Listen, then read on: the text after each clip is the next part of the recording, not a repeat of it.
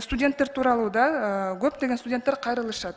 Эгерде эсиңизде болсо, биз окуп жүргөндө, студент болуп жүргөндө бизде студенческий билеттер бар эле.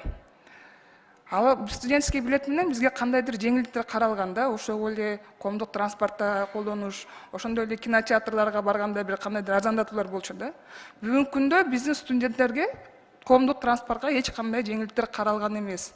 Бул тууралуу сиздер кандайдыр бир иш алып барып атасыздарбы?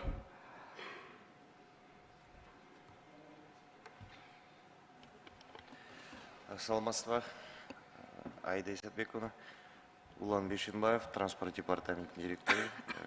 Бұл студенттер боюнча бизге дагы кайрылуулар түшкөн, студенттер менен да жолу болгон, бизге практикага келишет. Бул тулпарды биз бүгүнкү күнү карап атабыз. Мыйзам чегинде карап атабыз, бирок болбой эле бул баягы шаардык бюджетине күч келет экен.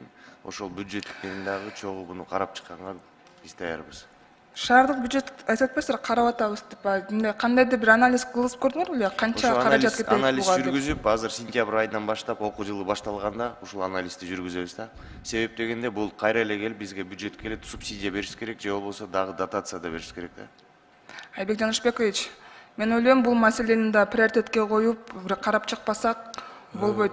Буну сентябрь окуу башталганга чейин эмес эле, ошо наоборот окуу башталганга чейин карап чыгып, студенттерге жеңилдик берсек туура болмок да. Анткени өзүңүз жакшы билесиз, көбүнчө студенттер региондордон келишет. Бүгүнкү күндө мынакей квартиранын баасын өзүңүз жакшы билесиз. Жол киренин баасын жакшы билесиз дегендей.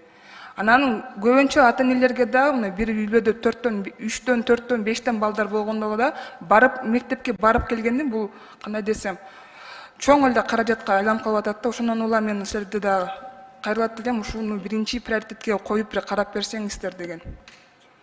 Эске алабыз.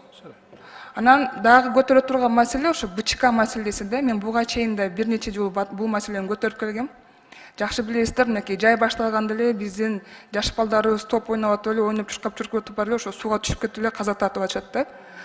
Ошо БЧКны тороо маселеси дагы каралды беле? Ошо силердин планыңарда барбы же жокпу? Анткени мурдакы мэр Эмилбек Мырзабековичке да бул маселе көтөргөндө ооба 24, 25, 26 жылдар пландын ичине кирет, карайбыз деп айтылды эле да. Бүгүнкү күндө кандай этапта?